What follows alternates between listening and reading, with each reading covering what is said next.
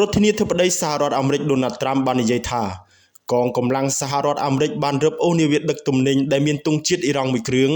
ខណៈដែលកំពុងព្យាយាមបើកកាត់ច្រកសមុទ្រដែលកងទ័ពជើងទឹកអាមេរិកបានបិទគប់នៅជិតច្រកសមុទ្រហូម៉ូសនៅក្នុងការបង្ហោះលើបណ្ដាញសង្គមនាថ្ងៃអាទិត្យ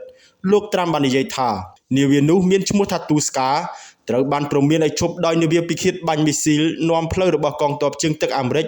នៅក្នុងឈូងសមុទ្រអូម៉ង់ប៉ុន្តែនាវិកបានបដិសេធមិនព្រមស្ដាប់លោកបន្ថែមថាកងទ័ពជើងទឹកអាមេរិកបានបញ្ឈប់ពួកគេភ្លាមដោយការបាញ់ទម្លុះបន្ទប់ម៉ាស៊ីន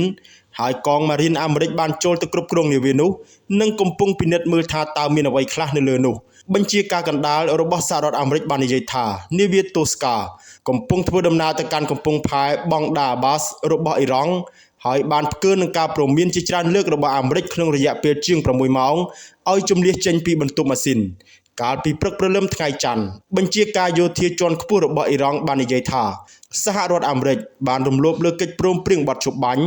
ដោយការបាញ់ប្រហារលើនាវាពាណិជ្ជកម្មអ៊ីរ៉ង់ដែលកំពុងធ្វើដំណើរពីប្រទេសចិនទៅកាន់ប្រទេសអ៊ីរ៉ង់អ្នកនាំពាក្យអ៊ីរ៉ង់លោកខាតាមអាល់អានប៊ីយ៉ាបាននិយាយក្នុងសម្ដីដើមថាយើងព្រមានថាកងកម្លាំងប្រដាប់អាវុធនៃសាធារណរដ្ឋអ៊ីស្លាមអ៊ីរ៉ង់នឹងឆ្លើយតបនឹងសងសឹកក្នុងពេលឆាប់ៗនេះចំពោះអំពើចោរកម្មប្រដាប់អាវុធដោយយោធាអាមេរិកនេះការវិវត្តនេះកើតឡើងចំពេលមានការប្រជុំមុខដាក់គ្នានៅច្រកសមុទ្រហូម៉ូសដែលជាចំណុចយុទ្ធសាស្ត្រសម្រាប់ការដឹកជញ្ជូនប្រេងប្រហែល 1/5 របស់ពិភពលោកហើយចំពេលមានការគំរាមកំហែងពីអ៊ីរ៉ង់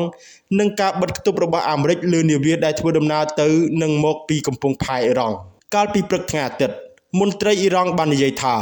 នាវានានានឹងមិនអាចឆ្លងកាត់បានទេដរាបណាការបិទគប់របស់អាមេរិកនៅតែបន្តហើយការបិទគប់នេះបានដាក់ចេញតាំងពីថ្ងៃទី13ខែមេសានៅតែមានប្រសិទ្ធភាពដដែលប្រធានសហភាពអ៊ីរ៉ង់លោកមហាម៉ាត់បាកើអាលីបាហ្វបាននិយាយថាវាជារឿងមិនអាចទៅរួចទេសម្រាប់អ្នកដទៃក្នុងការឆ្លងកាត់ច្រកសមុទ្រហូម៉ូសខណៈពេលដែលយើងមិនអាចឆ្លងកាត់បានអ៊ីរ៉ង់បានប្រកាសបើកច្រកសមុទ្រនេះឡើងវិញបន្ទាប់ពីបទឈប់បាញ់រយៈពេល10ថ្ងៃរវាងអ៊ីស្រាអែលនិងក្រុមហេប៊ូឡារបស់លីបង់បានចាប់ផ្ដើមនៅថ្ងៃសុក្រ